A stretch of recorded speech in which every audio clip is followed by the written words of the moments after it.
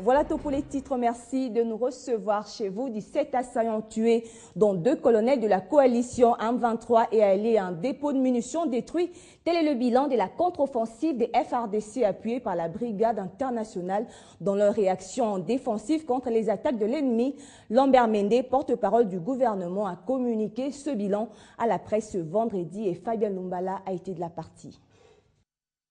Les forces gouvernementales congolaises, soutenues par la Brigade internationale de la MONUSCO, ont réagi en défensive. Cette contre-offensive a permis d'infliger des revers importants aux assaillants, dont 17 ont été tués jusqu'à hier, parmi lesquels 2 de leurs chefs, des colonels autoproclamés Hama et Tambwe, qui ont donc perdu la vie aux côtés de 15 éléments de la coalition M23 et alliés.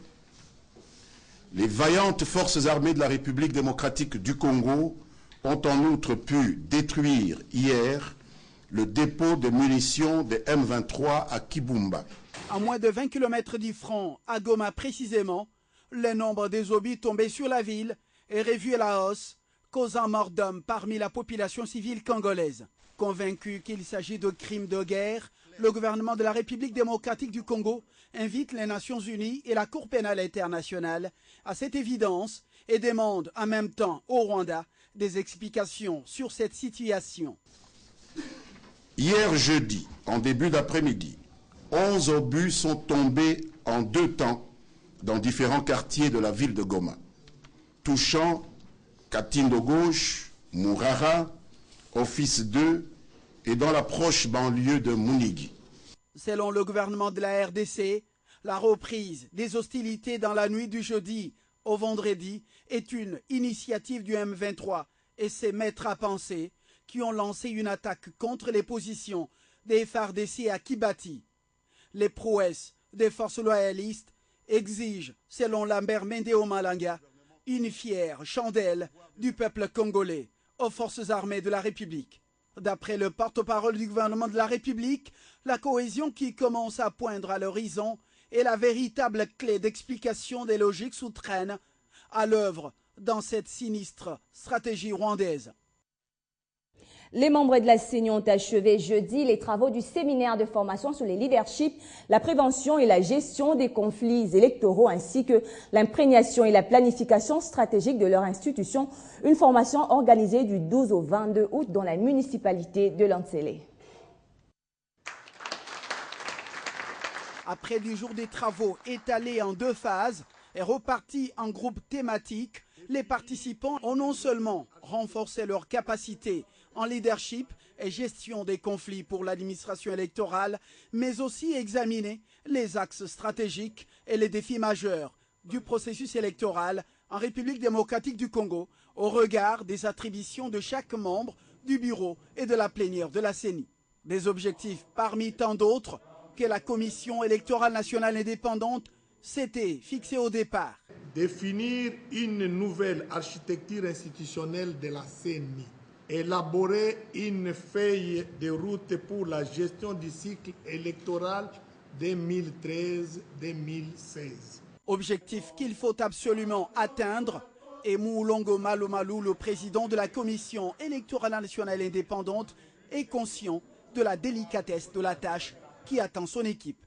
Avant son adoption et sa publication, le projet de feuille de route, qui n'est pas à confondre avec un calendrier électoral, fera l'objet des concertations avec les partis politiques, la société civile, notamment les confessions religieuses, les médias, ainsi que les comités de partenariat. Vous le savez, 2 jours durant, soit du 21 au 22 août, les gouverneurs africains du FMI et du groupe de la Banque mondiale se sont retrouvés à Khartoum pour réfléchir sur la manière d'éradiquer la pauvreté en Afrique. Ensemble, les différents participants à ces assises se sont focalisés sur la recherche de la croissance et la transformation économique du continent africain. La RDC a pris une part active à cette rencontre. Ils sont tous unanimes. Ces participants à ce caucus africain pensent que le manque d'infrastructures adéquates et d'instruments compromettent la croissance de l'Afrique. Néanmoins, la déclaration de Khartoum précise une accélération sur la préparation et la mise en œuvre de 5 projets hautement prioritaires qui relèvent de l'énergie.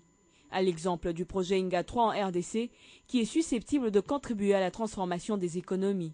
Et nous sommes contents du fait qu'il y ait les préoccupations exprimées par la République démocratique du Congo, à savoir le financement des infrastructures, la notion de concessionnalité des prêts, ainsi que le financement du projet Inga 3, qui a déjà connu de phases d'exécution en ce qui concerne Inga 1 et Inga 2, mais le projet est en chantier en ce qui concerne Inga 3. Hormis le secteur de l'énergie, le caucus africain a également constaté l'état d'avancement de la production agricole. Et la RDC, avec sa campagne agricole, n'est pas en reste. Nous voulons donc unir notre voix à la République démocratique, celle de la République démocratique à celle des autres, pour essayer d'examiner toutes les questions qui concernent l'Afrique. Et comme vous le savez, nous avons des problèmes importants de développement.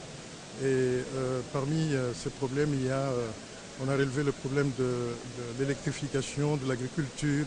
À l'issue de ces assises, les gouverneurs africains ont renouvelé leur demande sur la participation africaine dans les structures des décisions de la Banque mondiale et des institutions de Bretton Woods. Également dans ce journal, l'impôt forfaitaire de 50 000 francs congolais fixé par le gouvernement central continue de faire couler beaucoup d'encre et de salive. Et dans l'objectif d'éclairer la population, le gouverneur de la ville, André Kimbuta, et le ministre délégué aux Finances ont eu un tête-à-tête ce vendredi. À l'instar de l'impôt forfaitaire, il était également question de l'assainissement de la ville de Kinshasa. Ce n'était pas une divergence, moins encore une discordance entre le gouvernement central et provincial à propos de l'impôt forfaitaire, souligne le ministre Patrice Kitebi.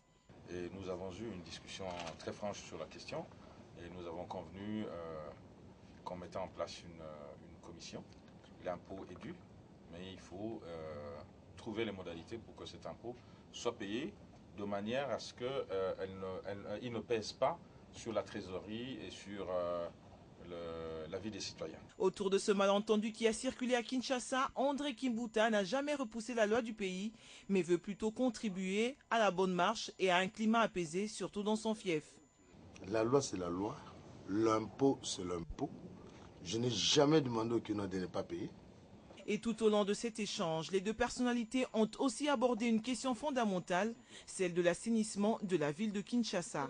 Le gouvernement central est en appui au gouvernement de la province, de la ville de Kinshasa, de la même manière qu'il sera en appui également aux efforts qui vont être faits dans les différentes provinces.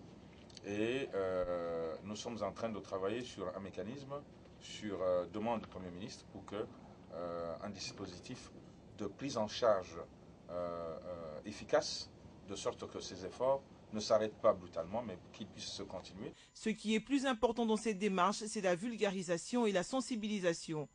Je dis les mamans et les papas qui ont des étalages dans le marché sont victimes de la mauvaise interprétation de la loi par les agents de la DGI. La population qui est directement concernée s'inquiète et veut que cette décision soit juste, équitable et non confiscatoire. Économie toujours, l'autorité de régulation des marchés publics a consacré 2 journées entièrement à l'évaluation du nouveau système de passation de marchés publics en République démocratique du Congo. En conclusion, cet atelier des restitutions du rapport d'audit pour l'exercice budgétaire 2011 s'est clôturé sur une note relativement satisfaisante avec en toile de fond des recommandations formulées par les experts de l'Organisation des coopérations et développement économique. Au total, 24 faiblesses ont été constatées et des recommandations ont été formulées dans le nouveau système de passation des marchés publics en République démocratique du Congo.